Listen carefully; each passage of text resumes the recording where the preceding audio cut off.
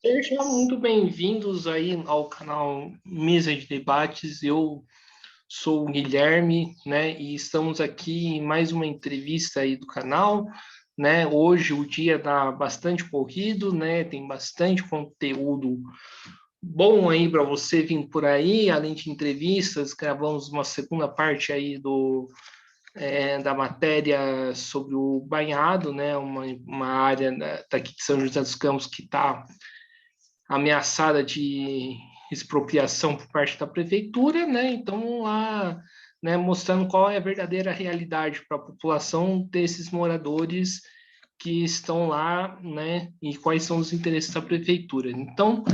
É, então, dando continuidade nessa programação agitada no dia de hoje, eu convido aqui o Herbert, né, para a gente bater um papo aí um pouco, né, de como estão as coisas na Embraer, uma importante empresa aí do Brasil. Então, Herbert, tudo bem? Antes da gente começar, por favor, se apresente. Olá, Guilherme, tudo bem?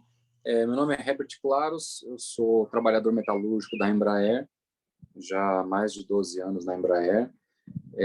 Sou diretor do Sindicato dos Metalúrgicos de São José dos Campos e região, e também sou membro da Executiva Nacional da CSP Conlutas. Maravilha, maravilha, né? Então, vamos lá, né, Herbert, primeiramente aquela pergunta mais ampla, como que estão as coisas aí na Embraer nesse momento, né, de crise econômica, nesse momento aí de uma pandemia que ainda não acabou? Bom, a situação na Embraer para os trabalhadores sempre é muito tensa, né? A gente, infelizmente, vive numa empresa, trabalha numa empresa, né, que tem uma realidade que para os trabalhadores sempre é preocupante. É muito difícil encontrar um trabalhador da Embraer que diga que está tranquilo no trabalho. Não que o ambiente de trabalho em qualquer lugar do mundo, né, seja um ambiente calmo, né? A gente nunca tem uma estabilidade no trabalho no sistema capitalista. Mas na Embraer a coisa também difícil, é uma empresa que joga muito com uma atividade antissindical, uma empresa que tem uma postura antissindical no seu DNA, infelizmente, ela carrega isso desde a ditadura militar, né? A Embraer foi criada em 69 a partir dos militares e carrega até hoje essa herança repressiva sobre os trabalhadores. Então, o clima, digamos assim, não é muito bom. Mas, para te responder, até para ser justo com a atualidade, com a realidade mais atual, paira uma preocupação maior sobre os trabalhadores da Embraer agora em relação a uma decisão recente, né, do governo federal, na semana passada, de cancelar um contrato com a Embraer para o fornecimento do avião cargueiro, né, KC-390, que é um avião militar. Um avião, inclusive, que foi projetado pela Embraer junto com a FAB, né, junto com a Força Aérea Brasileira. E existia um contrato para 28 aeronaves, parte dessas aeronaves já foram entregues, o governo brasileiro simplesmente encerrou o contrato com a empresa. Então, há uma apreensão sobre os trabalhadores, sobre o futuro, né, com essa nova situação. Sim, e em relação a isso, qual que é o posicionamento oficial, né, da empresa? Bom, a empresa, na verdade, deu uma informação oficial na sexta-feira passada, foi uma mensagem oficial ao mercado, que depois acabou repercutindo na imprensa, de que ela vai fazer, de que ela vê com preocupação a questão do rompimento do contrato e que ela vai medir esforços para que não haja essa ruptura abrupta, né? E inclusive a Embraer, ela na sua declaração, óbvio, é a declaração dela, né? Ela se diz surpresa com a atitude do governo, mas o que é mentira, porque não é uma surpresa para a Embraer, porque na verdade o governo brasileiro já estava fazendo negociações com a empresa há um bom tempo. E então a empresa, óbvio, não diz o que a gente imagina e o que a gente vê, né, com os contatos que nós conhecemos dentro da fábrica, é que a Embraer está muito, a diretoria da Embraer está pé da vida, né, para não falar outra palavra.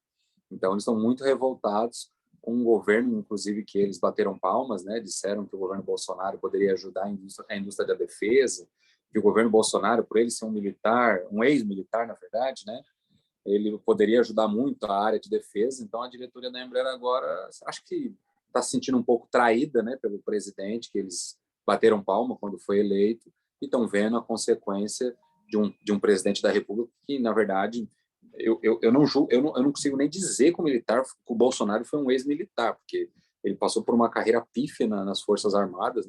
Acho que até mancha a imagem das Forças Armadas chamar o Bolsonaro de militar. E muito menos ele é um cara nacionalista. A política econômica desse governo, de Paulo Guedes, é uma política econômica liberal que não tem nada de nacionalismo. Então, para nós, né, sindicalistas, né, não nos causou estranheza o que aconteceu. Para nós era esperar isso de um governo, né, liberal, como o governo Bolsonaro. Então, a empresa, né, se diz chocada e espantada, né, mas vamos ver como ela agora vai suportar essa situação. Tá certo. Outra questão, né, que eu acho que está sendo discutida bastante, né, esse momento de pandemia, né, teve uma queda significativa no número de voos, né, e como que foi isso para a empresa e como que os trabalhadores receberam essa notícia e foram afetados com ela, nessa queda aí de voos? Bom, primeiro que isso foi a pandemia trouxe uma crise global, né, em relação, não vou nem falar sobre o aspecto econômico, mas o aspecto da indústria aeronáutica foi uma crise global, afetou todas as fabricantes de aviões do mundo. Algumas mais,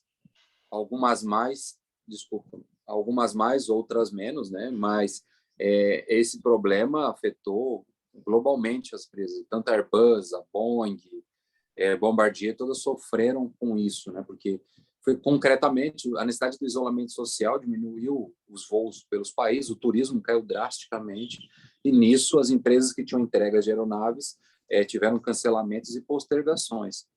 A Embraer foi uma das que menos perdeu do ponto de vista com relação à pandemia.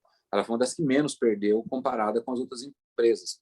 Tanto Boeing como Airbus, que são as grandes potências, né, da indústria aeronáutica, tiveram cancelamentos de aeronaves. Não foi nem postergação, porque o que acontece? Uma empresa aérea compra uma aeronave, ela não tem isso de prontidão, né? Uma aeronave tem todo um complicador pela sua fabricação. Ela não é igual um carro, que é possível que na linha de montagem, 2, 3 dias, saia um carro, né?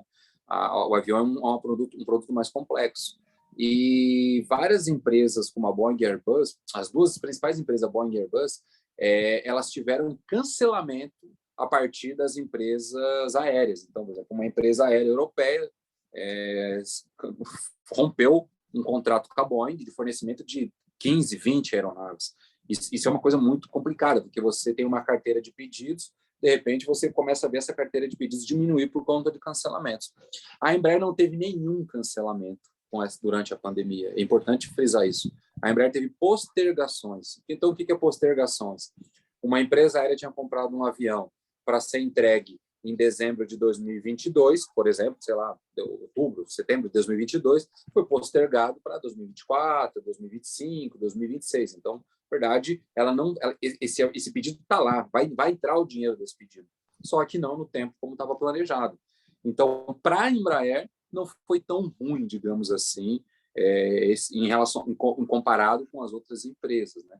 A crise que a Embraer teve, na verdade, no último período, que ela diz à imprensa, diz para a sociedade que é culpa da pandemia, mas na verdade é uma mentira, a principal crise que ela teve foi relacionada à Boeing, porque como ela entrou numa aventura de se entregar, a diretoria escolheu entregar a empresa de mão beijada para a norte-americana Boeing, ela teve custos com essa operação, e isso sim trouxe prejuízo para a empresa, porque como a Boeing estava numa crise econômica importante, por conta de projetos errados de aviões, e depois com a pandemia, a Boeing cancelou a compra da Embraer, o que para nós foi uma maravilha, foi uma importante vitória para nós brasileiros, né, em geral, mas a Embraer, é um fato, que gastou dinheiro com isso. Então, a crise que a Embraer teve no ano de 2020 não é em relação à pandemia. A grande crise da Embraer é em relação à atrapalhada que a diretoria diretoria da empresa, em relação à transação com a Boeing. Certo, eu queria que você foi legal que você ter tocado isso, né? Porque É o tema da nossa próxima pauta. Eu queria que você falasse um pouco mais aí dessa compra aí, dessa tentativa frustrada aí da compra da Boeing, da Boeing, da Embraer pela Boeing, né? E eu também queria que você falasse assim, o que que o sindicato, né, dos metalúrgicos defendeu como alternativa da compra. Tá? Na verdade, assim, os últimos anos, né, na Embraer foram bem complicados, porque nós tivemos sobre essa ameaça aí da compra da Embraer pela Boeing, né? A Boeing queria comprar a Embraer. Num primeiro momento tinha dúvida de como que ia ser essa compra, né? Mas aí no ano de 2019 ficou no meio de 2019, né, ficou mais claro que essa venda seria de toda a divisão comercial da Embraer, que é a principal divisão da Embraer, é a principal fábrica, é o que dá dinheiro para a Embraer, é a aviação comercial. Nós do sindicato denunciamos isso desde o começo, mas desde o primeiro dia, do primeiro dia quando a gente soube dessa informação através da imprensa, nosso caminhão de som já estava na portaria da Embraer falando com os trabalhadores da ameaça que isso significava. Nós fizemos toda uma campanha de denúncia, tanto na região, dentro da fábrica, no chão de fábrica. Nós visitamos as outras plantas da Embraer também, em Botucatu, Araraquara, né, que ficam no nosso estado. Em Taubaté também tem uma fábrica pequena da Embraer. Nós fomos a Brasília, fomos ao governo do estado, falamos com a assessoria do governo do estado, falamos com o prefeito da cidade, falamos com o prefeito de Jacareí, prefeito de Caçapava, falamos com a Câmara de Vereadores, falamos com todo mundo. Falamos com, na época, era o Maia, né, que era o presidente da Câmara dos Deputados, foi quem recebeu a gente. Tivemos 2 ou 3 audiências públicas em Brasília, tanto no Senado como na Câmara dos Deputados Federal. Tudo isso como parte da campanha contra a entrega da Embraer para a Boeing, porque é um patrimônio brasileiro, um patrimônio criado com dinheiro público. Boa parte dos grandes projetos da Embraer, todos os grandes projetos da Embraer surgiram a partir do financiamento público, a partir de dinheiro público. Dinheiro público é dinheiro do povo brasileiro. O próprio KC-390, que é a maior aeronave já fabricada no Brasil, é um projeto também com dinheiro público, como eu falei, né, no começo, é um projeto junto com a FAB, com as Forças Armadas. Então, para nós, não só por nosso sindicato, né, mas o sindicato também teve nessa luta com diversos sindicatos, o Fórum de Lutas, né, os sindicatos, os principais sindicatos aqui do Vale do Paraíba, as centrais sindicais em geral, Força Sindical, a CUT, a CGT, todas nós tivemos nessa campanha, né, nacional contra a entrega da Embraer para a Boeing, foi para denunciar que era inadmissível entender que um patrimônio, uma empresa, uma das únicas empresas, de fato, brasileira de manufatura, de projeto, de engenharia, se fosse entregue assim de mão beijada para os americanos. E a gente, desde o começo, denunciava que isso seria um mau negócio. Inclusive porque o histórico da Boeing, como uma empresa grande do ramo, e como tendência natural do capitalismo nos últimos anos, nas últimas décadas, na verdade, né, que é a sua fase imperialista, as grandes empresas elas compram outras empresas para fechá-las. Essa é uma tendência do capitalismo, né? Elas fazem aquisições de empresas, fecham aquelas possíveis ou potenciais concorrentes para tocar sozinha dentro do ramo. E nós denunciávamos que era isso que ia acontecer. A Boeing, se a Boeing concretizasse a compra da Embraer, com certeza o que ela iria fazer é, com alguns anos, ela reduziria o envio de verbas suficientes para manter a empresa no Brasil, e num momento de crise qualquer, como foi a própria pandemia, por exemplo, a Boeing fecharia a fábrica do Brasil. Nós conhecemos a política dos norte-americanos, nós sabemos como é o protecionismo da indústria norte-americana, eles estão pouco se lixando para os outros países, estão pouco se lixando para os trabalhadores do seu próprio país, quem dirá os trabalhadores de um país como o Brasil. Então, nós denunciávamos que tudo aquilo que o povo brasileiro construiu com a Embraer estaria ameaçado com a entrega da Embraer para a Boeing, e que a diretoria da empresa era responsável por isso, e que os políticos do Vale do Paraíba, que o governo do estado e que o governo federal, principalmente, ao apoiar esse tipo de transação, seriam coniventes com esse crime de lesa pátria. Então, essa foi toda a campanha que o sindicato fez.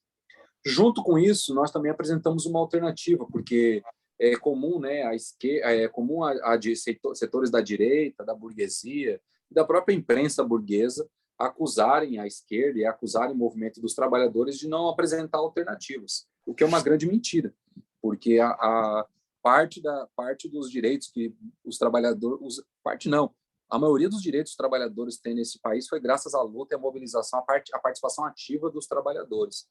E como parte disso, nós apresentamos um programa de alternativa para a Embraer, não só contra a entrega da Embraer para a Boeing, mas também a defesa da reestatização da empresa. Porque, para nós, essa empresa a Embraer recebeu tanto dinheiro público que, para ela ser reestatizada, não precisa nem pagar a indenização. Basta uma assinatura do governo federal, porque ela é a principal empresa privada do Brasil que recebe dinheiro público. A Embraer só perde para a Petrobras, mas, vírgula, a Petrobras não é uma empresa privada, a Petrobras é uma empresa estatal. Então, depois da Petrobras, a empresa que mais recebe dinheiro público no país é a Embraer. Então, para nós, era inadmissível que essa situação de injetar dinheiro público numa empresa que manda dinheiro para os acionistas estrangeiros. Então, é por isso que nós defendemos a reestatização da empresa, para que seja criado um projeto nacional de indústria nacional de tecnologia aeronáutica e também seja uma empresa que possa ligar o país, né? Nós vemos um país continental e nós achamos que a reestatização da Embraer também pode avançar num projeto de unidade nacional a partir do desenvolvimento de aeroportos regionais e a partir da criação de voos nacionais.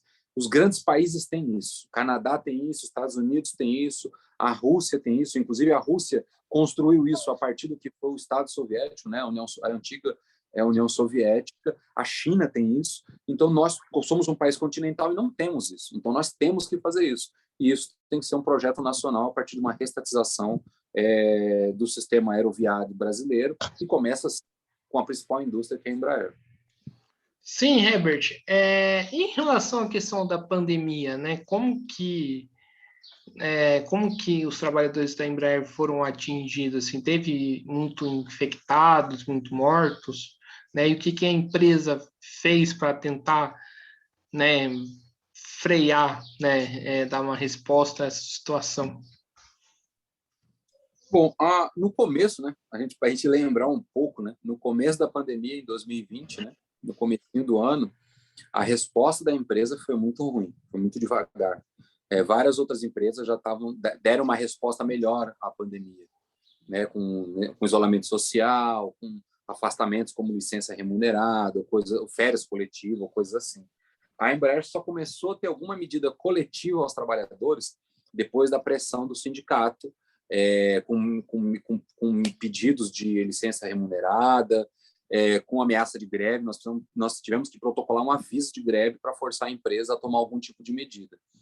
Conforme a doença foi ganhando mais gravidade, né, foi aumentando os casos e foi aumentando o número de casos e mortes no país, a empresa se viu obrigada pela pressão e pela apreensão dos trabalhadores, porque, de fato, já existia um clima dentro da fábrica da possibilidade de construir uma greve sanitária, porque a gente se via ameaçado pela situação, e ser ameaçado pela doença dentro da fábrica significava também ameaçar nossas famílias. Então, mediante essa pressão, a empresa tomou uma medida de colocar os trabalhadores do turno administrativo em home office, porque era possível que os trabalhadores fizessem o seu trabalho em home office, como os trabalhadores administrativos ou da engenharia, por exemplo, e parte dos trabalhadores da produção ficaram em licença remunerada. Num primeiro momento, ela deu férias coletivas e depois foi tendo uma licença remunerada. Nós fizemos um acordo de layoff que foi renovado durante um período para que os trabalhadores pudessem ficar em casa e depois teve uma licença remunerada. Então, essa situação, ela, de certa forma, fez com que diminuísse os casos dentro da fábrica, mas mesmo assim, os casos dentro da fábrica foram muito grandes. Teve um período no ano passado, se não me engano, foi julho, agosto de 2020, e também depois no final do ano de 2020, onde os casos, né, na nossa região estavam altos, que chegou a ter um período de surto, assim, chegou a ter 2 semanas dentro da fábrica, onde cada dia aparecia um trabalhador em um caso.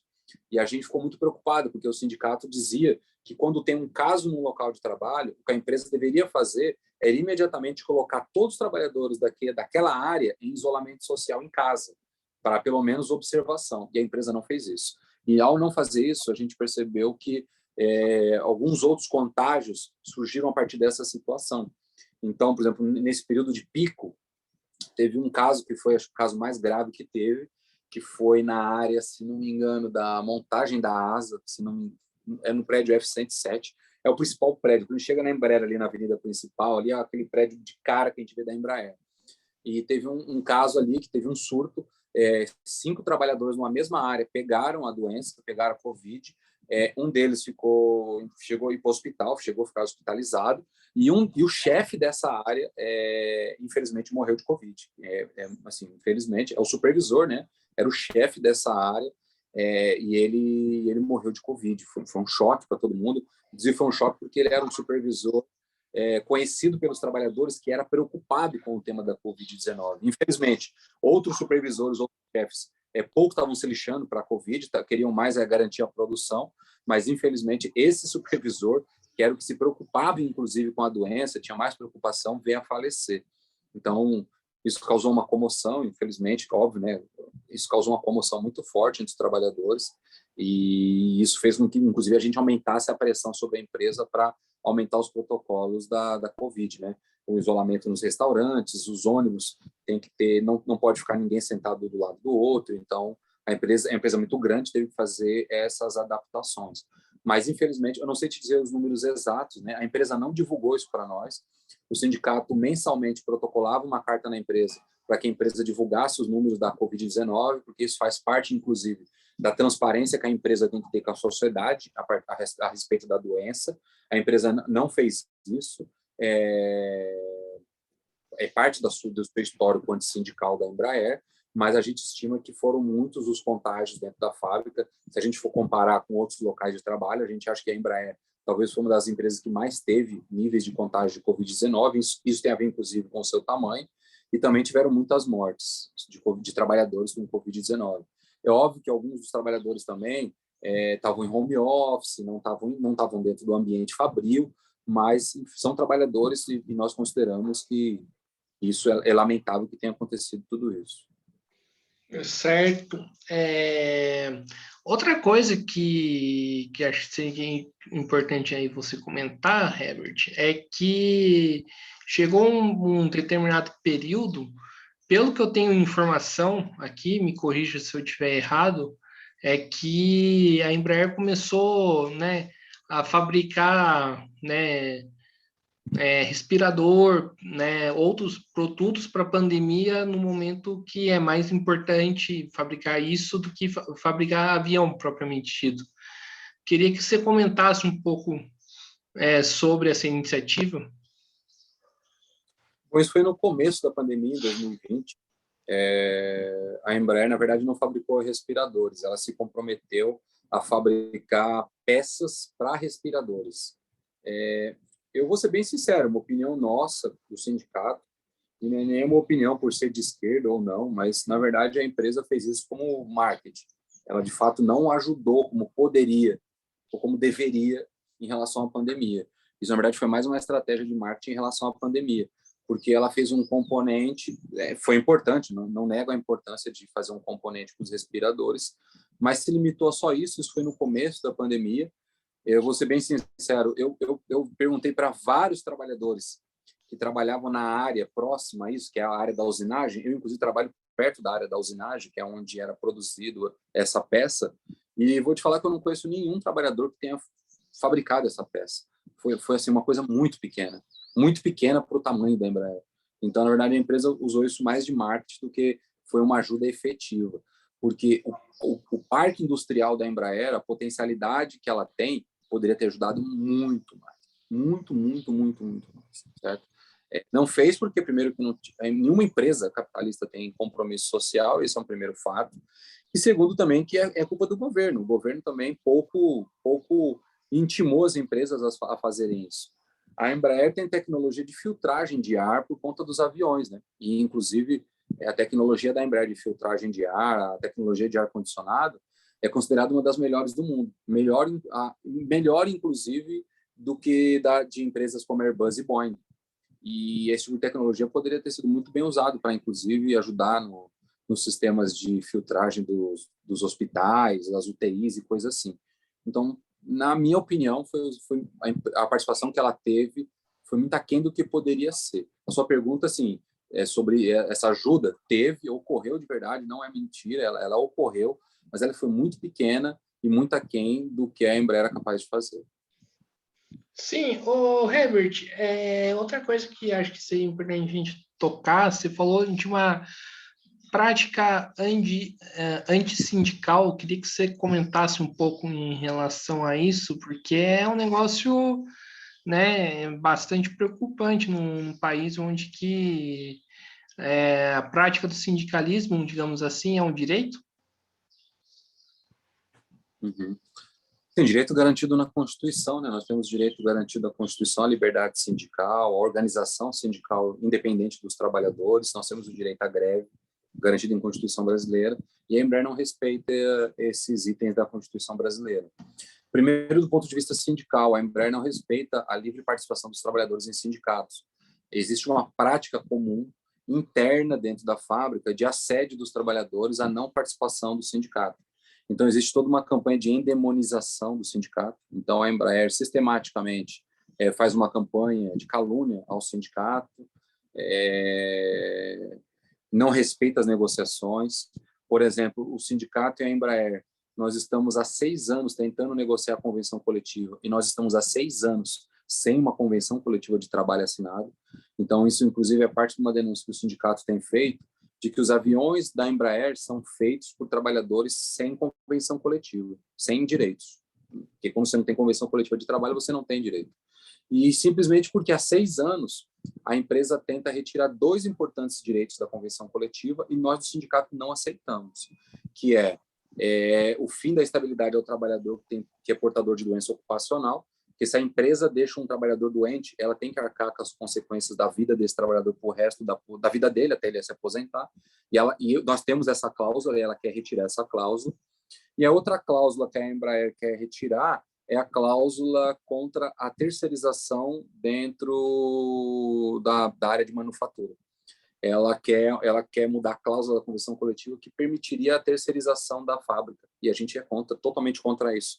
Não só por princípios sindicais, do que significa terceirização, mas também porque nós temos uma preocupação do que vai significar isso para a empresa. A Embraer, a Embraer, a gente costuma dizer, né, internamente, nós somos uma fábrica de segurança, não uma fábrica de aviões, porque fazer aviões significa fazer segurança em voo. Isso é um lema da aeronáutica. E, na nossa opinião, terceirizar a produção de uma fábrica como a Embraer significa colocar em risco a segurança das pessoas que vão voar nesses aviões. Então, por isso, a gente não assina a convenção coletiva com rebaixamento de direito. A Embraer, por si também, não assina a convenção coletiva, ela é irredutível em relação a esses 2 direitos, ela quer retirar esses 2 direitos, e isso faz com que os trabalhadores estejam há 6 anos sem convenção coletiva de trabalho. E outro fato que nós chamamos de atitude antissindical é a perseguição constante a dirigentes sindicais. Então, por exemplo, o dirigente sindical dentro da fábrica não tem liberdade para conversar com os trabalhadores. Eu mesmo já fui penalizado mais de 4, 5 vezes por ter saído do meu local de trabalho para ter ido esclarecer alguma dúvida ou ter ido conversar com algum trabalhador num outro local de trabalho. É parte da minha atribuição como dirigente sindical fazer isso. Por fato de fazer isso, eu já levei suspensões ou advertências. Isso já aconteceu com todo o diretor do sindicato, o diretor ou diretora do nosso sindicato dentro da Embraer. Ela não permite a atuação livre do sindicato dentro da fábrica. E também uma outra prática dela é a repressão aos movimentos fora da fábrica também, né? Que é curioso. Nós já realizamos diversas assembleias e greves fora nos portões da Embraer, e toda assembleia, toda greve é de praxe ter 5, 6 viaturas da polícia no portão da fábrica. Isso é comum já. Assim, é um comum ruim, né? Assim, eu digo que eu, como sindicalista, já estou acostumado a fazer uma assembleia nos portões da Embraer e ver 6 viaturas da Polícia Militar. Só que isso é ruim, né? Eu não devia nem me acostumar com isso, mas eu já estou acostumado porque eu sei que vai estar lá. Só que isso está errado. O direito à livre organização sindical é um direito garantido na Constituição, não é caso de polícia. Não estamos fazendo uma baderna. De lutar pelos direitos não é fazer baderna, não é fazer bandidagem, não é crime nesse país. Mas a Embraer, quando chama a polícia, ela trata como crime. Então, nós também denunciamos isso como prática da atitude antissindical dela. E a questão de doenças ocupacionais, né? Como que está isso na Embraer? Né, eu recebi aqui alguns meses atrás, né, um trabalhador que se acidentou aí na GM, né? E eu queria saber como que é isso na Embraer. Na Embraer é muito forte, há muitos trabalhadores lesionados, né? A gente chama de trabalhadores lesionados que ficam com algum tipo de sequela ou doença ocupacional por conta do trabalho. E na Embraer, cada fábrica tem um tipo de lesão, né? Na AGM, por exemplo, os tipos de lesões são mais por conta de trabalhos repetitivos ou esforços repetitivos. Isso tem a ver com o tipo de produção que é mais de linha de montagem. Na Embraer, a gente não tem linha de montagem. Na Embraer, um sistema de produção de aeronave diferente, não é tão automatizado como numa montadora de carros. Mesmo assim, mas há produções, há tipos de produção de aviões, há partes dos aviões que são, sim, um processo automatizado, mas os principais tipos de doença na Embraer estão ligados a peso ou contato com produtos químicos e também problemas de ruído. Há processos de produção na empresa que faz muito ruído e muitos trabalhadores têm problema de audição.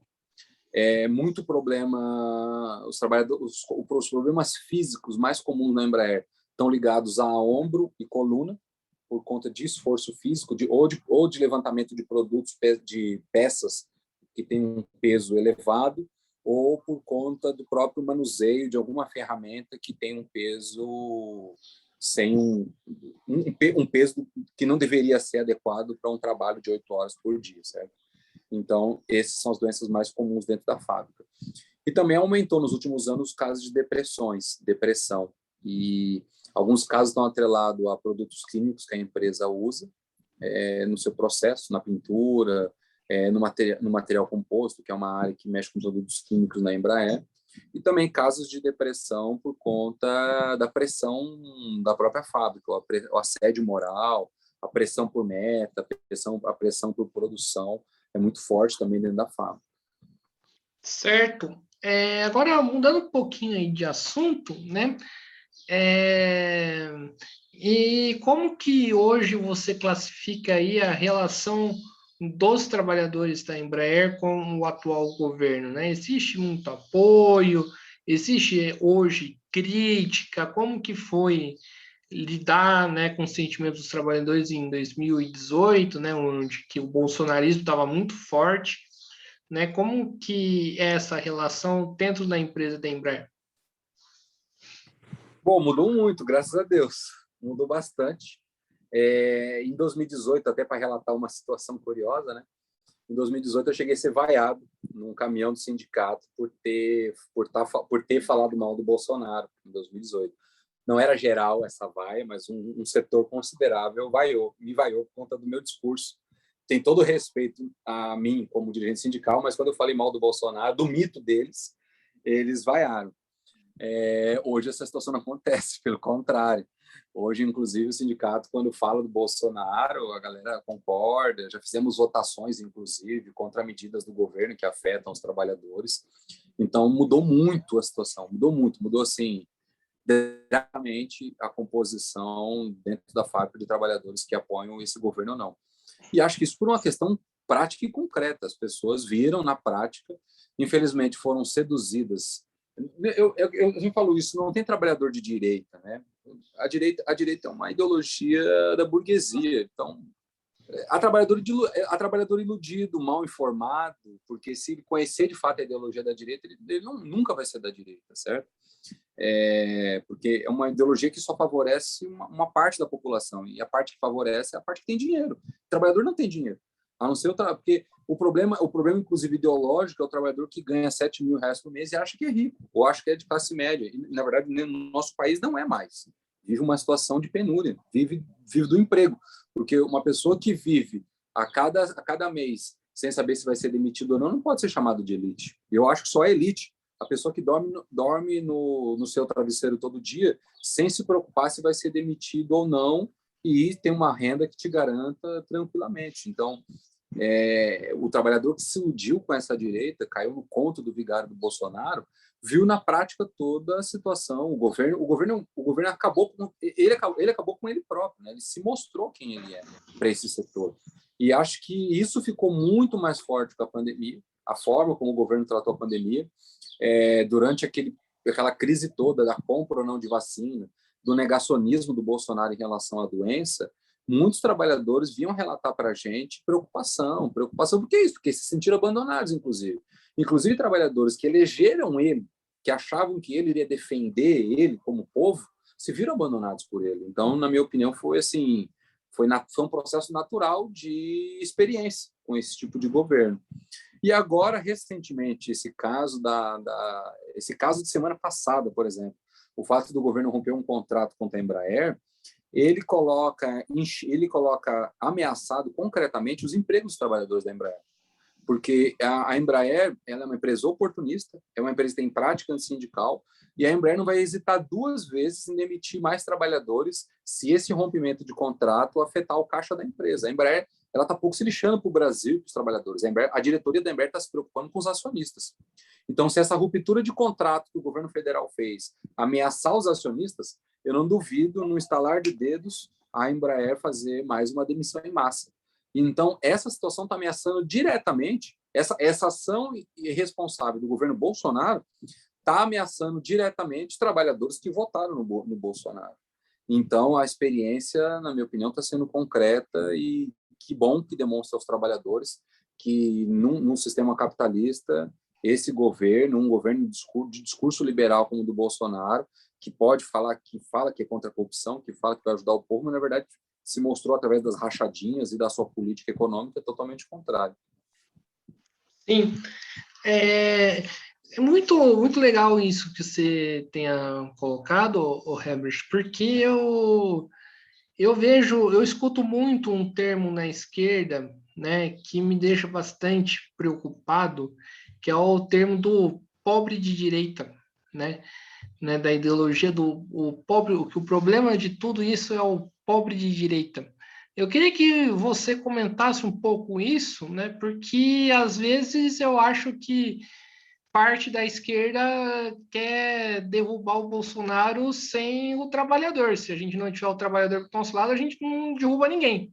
Não vai sair aqui o Guilherme e o Herbert para derrubar o Bolsonaro, porque a gente não consegue. Claro. Então, isso também sempre me incomodou, sabe? Isso sempre me incomodou, mesmo antes do Bolsonaro chegar no poder, quando aquelas manifestações ridículas, né, dos amarelinhos, tal, na época do impeachment da Dilma, onde a galera dizia, um setor da esquerda dizia, o problema são os pobres de direita, o trabalhador de direita. Isso não existe, primeiro filosoficamente, porque o próprio Marx define, né, que a ideologia da classe, a ideologia dominante é a ideologia da classe, a ideologia do mundo é a ideologia da classe dominante. Não tem como a ideologia dos trabalhadores, infelizmente, ser maioria, porque se a nossa ideologia, a ideologia da solidariedade, a ideologia da fraternidade entre os trabalhadores, se ela fosse maioria, a gente já teria tomado o poder. Os trabalhadores já teriam entendido a necessidade de derrubar a burguesia. Então, isso não é assim, certo? Então, a gente luta contra essa ideologia dominante, que é uma ideologia machista, é uma ideologia racista. A gente luta no dia a dia contra isso. Irmãos trabalhadores reproduzem essa ideologia, certo? Do individualismo, da competição, a ideologia machista, a ideologia racista. O que nós fazemos, nós que somos da esquerda, o primeiro elemento número 1 é não reproduzi-las. É por isso que no nosso seio, né, entre nós não podemos reproduzir machismo, nem racismo, e nem as ideologias capitalistas de disputa ou coisas assim. Então, por exemplo, entre nós da esquerda, eu carrego isso como um princípio, né? Eu vim da Igreja Católica, né? Então eu tenho uma formação franciscana lá da minha juventude, depois eu virei marxista e tudo isso, mas a minha formação me diz que a gente tem que se tratar como os irmãos e não pode querer para o próximo o que a gente não quer para nós, como o mandamento da igreja lá que diz isso, né? Eu acredito muito nisso. Eu não sou marxista, mas carrego muito esses princípios. Então, eu não posso, com outro irmão militante, com um trabalhador, tratar da mesma maneira que a ideologia capitalista trata, né? Da competição, de ferrar o cara por trás e tudo isso. Então, eu acredito que nós temos que construir, na verdade, o contrário, que é a solidariedade, o companheirismo entre as pessoas. E eu acho que o problema é que a esquerda, nos últimos anos no Brasil, abandonou isso. E por que abandonou isso? Porque justamente abandonou o convívio lado a lado com a classe trabalhadora. Não quero dizer, sabe, não estou fazendo obreirismo aqui, não, de que o militante tem que sair lá de onde ele está e ficar lá na fábrica fazendo panfleto. Não é isso que estou dizendo, não. O que eu estou dizendo é que parte da esquerda brasileira se perdeu nos mandatos parlamentares e achou que a luta contra o... Não acho nem que... Teve setor que se vendeu mesmo, mas teve setores da esquerda que, mesmo acreditando que poderia mudar o mundo através da luta parlamentar, focou só aí e esqueceu do trabalho de base, do trabalho cotidiano, do contato direto, né, com a classe trabalhadora, com movimentos sociais, seja qual for, seja através de um panfleto, de um vídeo, de um canal de podcast, do contato numa feira, entende? Mas tem que ter um contato, tem que ter um trabalho de base. Então, acho que esse é um problema do que a esquerda acabou se perdendo, e ao perder isso, só restou rotular a virada de costas que levou. Os trabalhadores viraram as costas. E aí restou para um setor que se sentiu traído rotular de pobre de direita. Então, acho que é um erro, nós temos que corrigir esse erro ainda. Acho que a maioria viu que não é bem assim, e acho que vê assim, inclusive, porque viu que muitos dos chamados pobres de direita mudaram de opinião, estão mudando de opinião pela situação concreta. A classe trabalhadora, ela não se move somente pelas promessas, ela se move também pelo concreto, pela barriga, né, pelo salário, e acho que isso está se mostrando na conjuntura brasileira. Espero que avance mais, mas a esquerda tem que avançar também, tem que seguir esse movimento e não ficar para trás e não deixar de novo a direita abraçar com suas políticas são mentirosas, né, nacionalistas, ou uns discursos assim, esses discursos fáceis que a direita faz. A gente não pode deixar a nossa classe se perder de novo para isso. Certo, e já que a gente está tocando aí no tema aí Bolsonaro, né, o que dentro da Embraer, né, os sindicatos metalúrgicos vêm fazendo para mobilizar contra esse governo? Bom, nosso sindicato faz parte de toda a campanha geral, né, que as centrais fizeram nos últimos meses contra o governo, todos chamados às manifestações, protestos nos locais de trabalho. Então, inclusive muitas manifestações tiveram no ano passado contra o governo, inclusive por conta da política que o governo tinha em relação à pandemia. Quase todas elas nós tivemos algum tipo de ação na Embraer, porque o ano passado, ainda quando estava em voga todo o tema da Boeing, então quase toda a ação nacional que existia era de praxe fazer uma assembleia ou fazer algum tipo de paralisação que fosse, algum tipo de protesto na Embraer por conta da nossa ameaça da venda para a Boeing. Então, esse processo continua, né? O nosso sindicato também constantemente, através de seus materiais, tem tentado conscientizar os trabalhadores a respeito dos ataques do governo. Não é só uma luta ideológica para demonstrar aos trabalhadores que esse governo é um governo da elite, um governo que não vai defender os trabalhadores, mas também demonstrar através das pautas concretas, né, as pautas concretas do governo, não as pautas concretas sindicais da fábrica, mas o nosso boletim também, semanalmente, trata de temas nacionais, como agora a questão da votação dos precatórios, a questão das rachadinhas, a questão de como o governo tratou a vacina constantemente. Sim, e esse trabalho aí que vocês fazem de fazer política, discutir política nacional, você vê que outros sindicatos de outras centrais fazem isso também, ou você acha que não? Olha, o que eu observo é que as centrais fazem, certo? Porque o papel a central que não faz política nacional não é central, mas os principais sindicatos que são afiliados às outras centrais, o que eu vejo nos materiais deles é que fazem sim. Eu, inclusive, vim do ABC Paulista, né? Eu trabalhei lá em São Bernardo durante bastante tempo e eu via que os materiais dos sindicatos sempre tratavam do tema nacional, sim. Então, eu acho que é uma tradição nossa, né? É uma tradição do sindicalismo brasileiro pautar o tema político aos trabalhadores, o que não é comum em outros países, né? Em outros países, o sindicalismo se resume muito ao economicismo. Mas, minha opinião, Guilherme, do que eu conheço no movimento sindical nacional, são muito poucos sindicatos que fazem dos seus boletins ou fazem do seu discurso cotidiano um debate sobre a política nacional ou até a política regional. Na minha opinião, sei lá, dizendo assim, empiricamente, eu tendo a achar que, sei lá, 90% dos sindicatos no Brasil fazem somente uma luta economicista, infelizmente. E sim, você aqui cita também, né, a questão do machismo, do luta contra o racismo, contra a homofobia, né? Como que vocês lidam com essas questões aí dentro da Embraer? Então, dentro da Embraer, o sindicato, né, faz constantes campanhas, né, em geral em toda a categoria, contra o machismo, contra o racismo.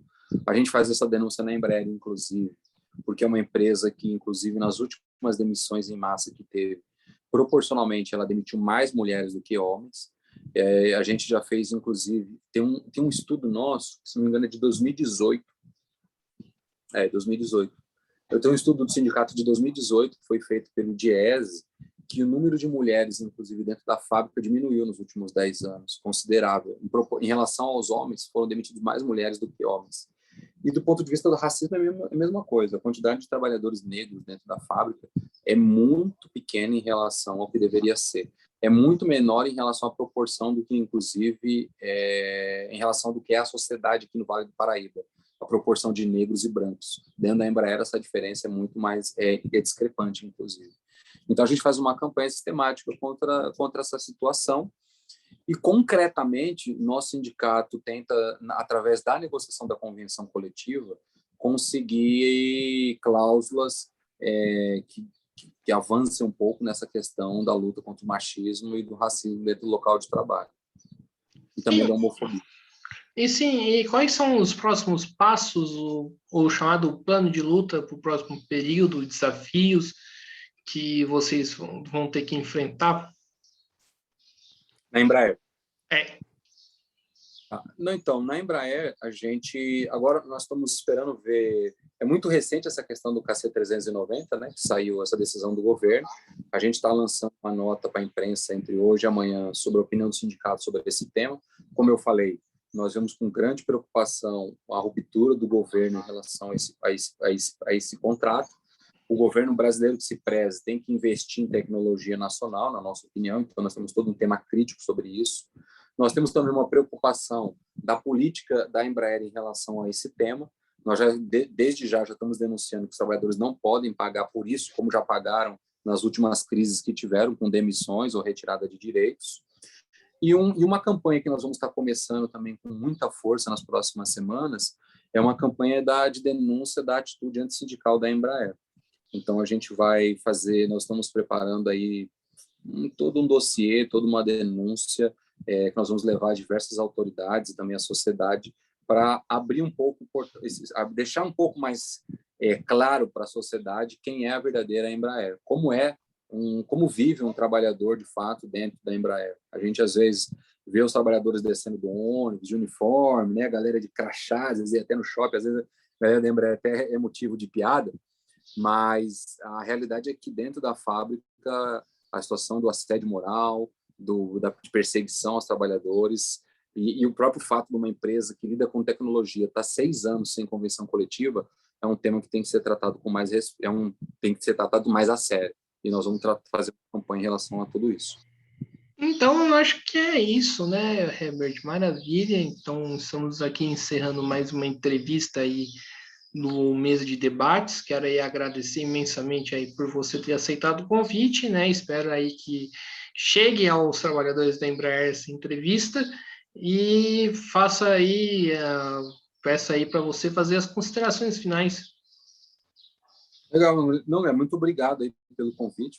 É uma honra poder ter participado aí de um canal de debate. Eu já vi também outros vídeos de vocês aí do canal.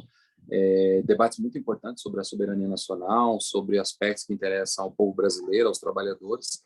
E esse tema da Embraer também é muito importante, envolve tecnologia, envolve a defesa nacional, envolve o desenvolvimento da região aqui do Vale do Paraíba e principalmente envolve a necessidade dos trabalhadores terem direito à liberdade sindical, para lutarem pelos seus direitos. Então, agradeço aí, em meu nome, em nome dos sindicatos metalúrgicos, aí, pelo convite, e com certeza aí, quando tiver disponível aí, vamos fazer uma divulgação desse vídeo aí também para todos os trabalhadores, não só da Embraer, mas da nossa categoria metalúrgica.